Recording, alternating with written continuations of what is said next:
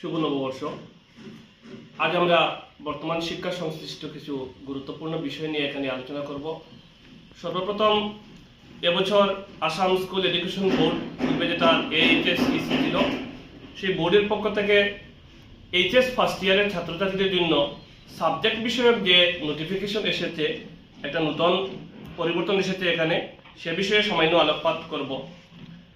তো এবছর school education board থেকে যে নোটিফিকেশন এসেছে সেটাতে দেখা যাচ্ছে যে HS ফার্স্ট ইয়ারের একজন ছাত্রছাত্রী মোট 60টি সাবজেক্ট পড়তে হবে। সাবজেক্টগুলো 4টি গ্রুপে বিভক্ত করা হয়েছে। যেমন গ্রুপ এতে কম্পালসারি সাবজেক্ট হিসাবে ইংলিশ MIL, গ্রুপ বিতে ইলেকটিভ অপশনাল সাবজেক্ট হিসাবে আমাদের যেমন সায়েন্সে আমরা যেগুলো অপশনাল সাবজেক্ট দিয়েছি, ফিজিক্স, কেমিস্ট্রি, বায়োলজি, ম্যাথমেটিক্স এবং কম্পিউটার সায়েন্স। আমাদের বিদ্যালয়ে আর্টসে আমরা যে সাবজেক্টগুলো দিয়েছি তার মধ্যে political science, economics, history, logic and philosophy, advance Bengali এবং অ্যারাবিক। তারপর হলো গ্রুপ সি। গ্রুপ সি হচ্ছে স্কিল সাবজেক্ট, যেখানে থাকছে mechanical engineering, health care, electrical mechanics এবং ফাইন্যান্স। আমরা আমাদের বিদ্যালয়ে এই 4টি সাবজেক্ট প্রোভাইড করব।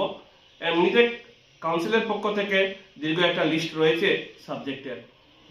তারপরে গ্রুপ ডিতে রয়েছে আবার কম্পালসারি সাবজেক্ট হিসাবে ফার্স্ট ইয়ারের জন্য এনভায়রনমেন্ট এডুকেশন এবং সেকেন্ড ইয়ারের জন্য জেনারেল স্টাডিজ।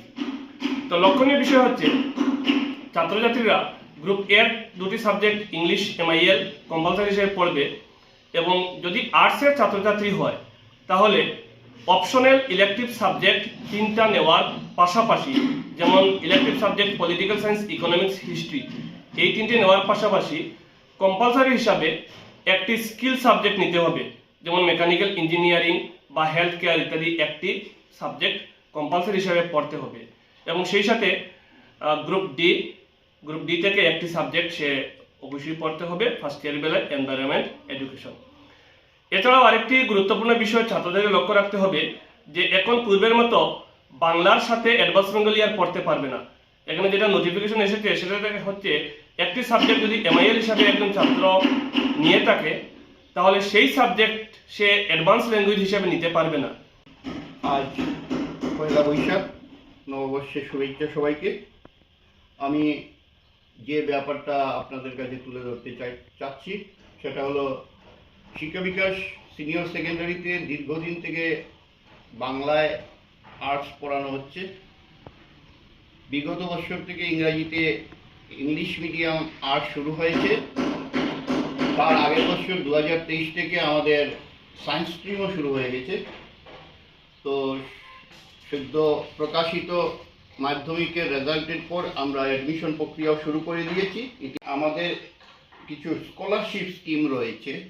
এই স্কলারশিপ স্কিমের ডিস্টিংশন হোল্ডার যারা আছে তাদের 100% স্কলারশিপ শিক্ষা বিকাশ সংস্থা দিচ্ছে। স্টার হোল্ডার যারা আছে তারা 50% স্কলারশিপ পাবে। এবং অ্যাডমিশন প্রক্রিয়া আজ থেকে শুরু করে দিয়েছি আমরা। এই সপ্তাহে অ্যাডমিশন নেব। 28 এপ্রিল থেকে যথারীতি পাঠদান শুরু হয়ে যাবে 2টা স্ট্রিমেই, এবং ইংলিশ এবং বেঙ্গলি মিডিয়াম 2টাতেই। ধন্যবাদ সবাইকে শুভ নববর্ষের শুভেচ্ছা। শিক্ষা বিকাশ সিনিয়র সেকেন্ডারি স্কুল, যেখানে ইতিমধ্যে আপনারা শুনতে পেরেছেন যে অ্যাডমিশন প্রক্রিয়া শুরু হয়ে গেছে। কোন কোন বিষয়ে অ্যাডমিশন ছাত্ররা নেবে, অভিভাবকদের জানার উদ্দেশ্যে এই ভিডিওটি করা হচ্ছে। তো আমাদের ফ্যাকাল্টি মেম্বার্সদের মধ্যে আমি এনায়েতুল্লাহ প্রিন্সিপাল হিসেবে দায়িত্বে রয়েছি। আমাদের ডিপার্টমেন্ট অফ ইংলিশে আছেন মুকব্বির হোসেন তাপাদার মহাশয়, পিয়ালি দাস, রোহন পাল চৌধুরী। বেঙ্গলিতে আছেন টুকলু দাস, মুক্তা গোস্বামী, মিশন কুমার রয়, বাবর আলম চৌধুরী, জয়িতা ইস। হিস্ট্রিতে আমি এনায়েতুল্লাহ রয়েছি। Logic and philosophy Binayak Chakraborty এবং দেবশ্রী দত্ত। পলিটিক্যাল সায়েন্সে রয়েছেন মোস্তাক আহমেদ, মোস্তফা আহমেদ, আব্দুল মুহিত। ইকোনমিক্স ডিপার্টমেন্টে রয়েছেন মনোজ কুমার হাজারিকা, নাজিমুদ্দিন আহমেদ, ফখরুল ইসলাম, জয়নাল আবেদিন চৌধুরী, অভিজিৎ দে কানুঙ্গো। অ্যারাবিকে রয়েছেন মৌলানা রশিদ আহমেদ।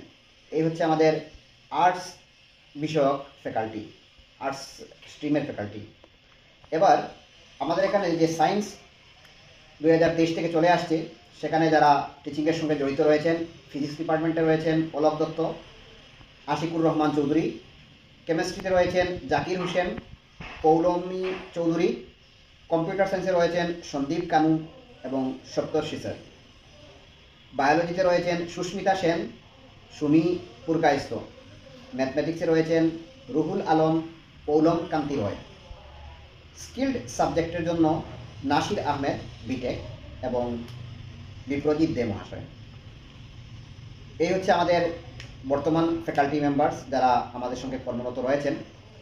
আছে। তো আমি গার্জেনদের উদ্দেশ্যে শুধুমাত্র একটি কথাই বলবো, যেহেতু অ্যাডমিশন প্রক্রিয়া শেষ হয়ে গেলেই স্টুডেন্টদের ভালো রেজাল্ট হয় না। আমি এটাই আশা করবো যে গার্জেনরা ওনার যে ছেলে বা মেয়েকে আমাদের স্কুলে অ্যাডমিশন দেওয়ার পরেই আমাদের সঙ্গে প্রপারলি কোঅপারেশন করে যাবেন। আমাদের টিচার মণ্ডলী যারা আছে এরাই নিজের তরফ থেকে নিজের বেস্টগুলো দিয়ে যাবে এবং টিচার, স্টুডেন্টস এবং গার্জেন আমরা সবাই মিলে আগামী দিনে আরও উন্নত মানের একটি ভালো পরিবেশ আর উন্নত মানের একটি ভালো রেজাল্ট করার চেষ্টা করবো। এটাই। এবছর আমাদের বিদ্যালয়ের যে ম্যাট্রিকের রেজাল্ট হয়েছে, আমরা অত্যন্ত আনন্দিত। আমাদের বিদ্যালয়ের ছাত্রছাত্রীরা এবছর প্রশ্নপত্র কঠিন হওয়ার পরও, ম্যাট্রিকের প্রশ্ন এবার অনেক কঠিন ছিল এবং প্রশ্নের মধ্যে অনেক পরিবর্তন এসেছিল। MCQ এতে 3টা সিরিজের প্রশ্ন ছিল, তারপরও এই বিদ্যালয়ের ছাত্রছাত্রীরা একটা ভালো রেজাল্ট করতে পেরেছে। 169 জনের মধ্যে 169 জনই পাস করেছে। ফার্স্ট ডিভিশন এসেছে 110 জন ছাত্রছাত্রী, সেকেন্ড ডিভিশন 58 জন, লেটার মার্কস 179, স্টার মার্কস প্রাপক ছাত্রছাত্রীর সংখ্যা 21 এবং ডিস্টিংশন মার্কস পেয়েছেন 8 জন ছাত্রছাত্রী।